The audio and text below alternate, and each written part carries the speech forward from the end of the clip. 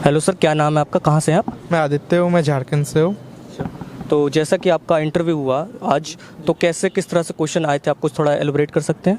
So basically ये question इस बार जैसे भी थे डेफ में आप जैसा फॉर्म भरते हो उसके ऊपर डिपेंड है। इस बार तो पूरा फॉर्म हमारे सामने रखा गया है कि आप जो जो भरे हो उसी से रिलेटेड पूछा जा रहा है। सो बेसिकली यहाँ वो कॉन्फिडेंस देख रहे कि आप जो भरे हो आपको उसी नॉलेज है कि नहीं। सो एट लास्ट इस ऑल डिपेंड कि आप कैसा करते हो कैसा नहीं है। कुछ क्वेश्चन आपको रिमेंबर हो किस तरह से पूछे थे, वो बता सकते हैं? जैसे अभी एम्प्लॉयमेंट के ऊपर है कि आप एम्प्लॉयमेंट है नहीं इंडिया में, तो आप क्या इस चीज़ों पे करना चाहोगे, चाहे आप आईएएस या आईपीएस अधिकारी आप बनते हो। सो उस चीज़ों में आप क्या आगे इम्प्लीमेंट करना चाहोगे कि कैसे आप करोगे, वो सब चीज़ें हैं। फिर आप लाइक और भी डेवलपमेंट, आप जिस कल्चर में सपोज आपको रूरल एरिया दे दिया गया है तो आप वहाँ पे अपने आप को कैसे स्टेबल करोगे और कैसे वहाँ को अच्छा एजुकेशन अच्छा हेल्थ देने का ट्राई करोगे। सो बहुत चीज़ें हैं, जैसे फंडिंग कहाँ से आती है सरकार को, आईएएस आईपीएस के डिपार्टमेंट्स बहुत सारे होते हैं, पॉलिटिकल प्रेशर्स होते हैं, तो आप उसको किस वे से हैंडल करोगे। तो उस चीज़ों का आपको ज़्यादा अपने आप को शांत दिमाग रखते हुए आपको जवाब देना है कि किसी भी पॉलिटिकल पार्टी या किसी भी एजेंडा को आपको इस चीज़ में आंसर को इन्वॉल्व नहीं करना है, क्योंकि आप जिस पदाधिकारी में जाने वाले हो वहाँ पॉलिटिशियन का कोई रोल नहीं है। आप अपना खुद के डिपेंड, आपको खुद की पावर दी गई है जिसमें आप अपना काम कर सकते हो। अच्छा, जैसे इंटरव्यू में बताते हैं कई लोग कि बहुत ज़्यादा डिफिकल्ट और ट्रिकी क्वेश्चन पूछते हैं, तो आपसे कोई ऐसे ट्रिकी क्वेश्चन पूछे गए जिससे जो आपको याद हो? देखिए, ट्रिकी क्वेश्चंस कुछ नहीं होता है। एज आप आईएएस ऑफिसर से या आईपीएस से आपके क्वेश्चंस में ही आंसर्स होते हैं। बस आपको बोलते हैं ना गुड लिसनर, आपको गुड लिसनर बनना है। आप शांति से सुनो, आपको नहीं समझ आ रहा है क्वेश्चन आप रिपीट बोलो सर को कि can you please repeat sir. If आपको ट्रिकी लग रहा है तो आप एटलीस्ट आप उसका फेक आंसर मत दो या फेक अपने आप को बताने की कोशिश मत करो कि मैं फेक हूँ।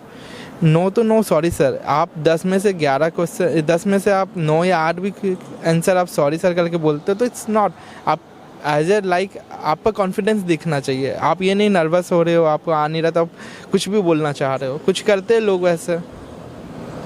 सर, आपका एजुकेशनल बैकग्राउंड क्या था और आपने कितने अटैम्प्ट दिए हैं उसके बारे में बता सकते हैं? बेसिकली मेरा दूसरा अटैम्प्ट है। मैं जर्नलिज्म एंड मास कम्युनिकेशन किया हूँ बीए में और एमबीए इन मार्केटिंग किया हूँ पुणे से। और आपके ऑप्शनल क्या थे? ऑप्शनल मेरा अकाउंट्स था। अच्छा, हम देखते हैं कि यूपीएससी काफ़ी एक मैराथन की तरह है, काफ़ी लंबी जर्नी होती है, तो इसमें क्या है काफ़ी ज़्यादा लो पॉइंट हिट होते हैं, तो आपने अपने आप को कैसे संभाला और कैसे आपने आपको मोटिवेट रखा, कुछ अपना तरीका बता सके आप जो हमें देख रहे हैं? देखिए, इसमें मोटिवेशन का आपको first of all family support की बहुत ज़रूरत है।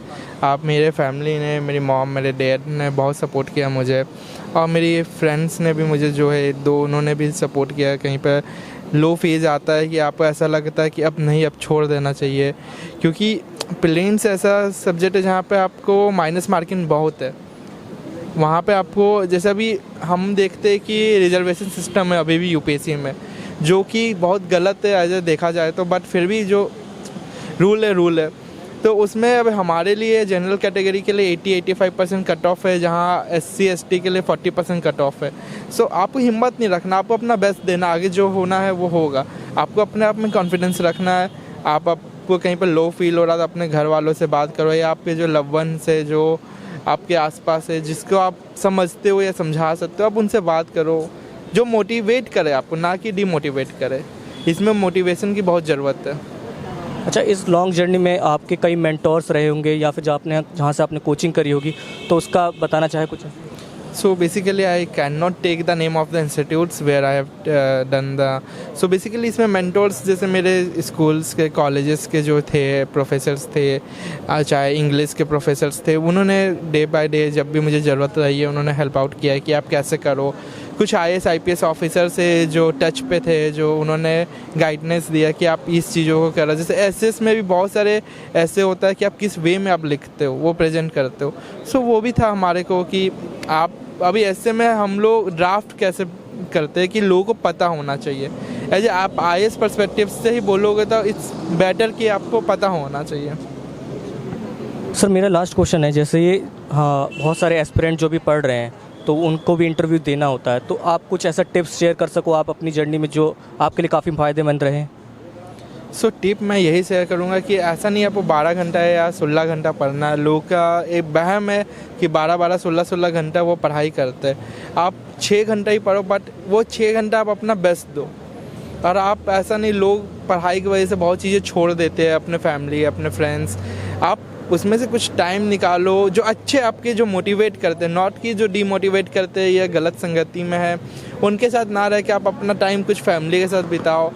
तो आपको कुछ चीज़ें न्यू जानने को मिलेंगी। आपको कहीं पर कुछ डाउट है तो आप 4 जन से पूछो, ना कि आप बहुत लोग गूगल में सर्च मार लेते हैं, छोड़ देते हैं।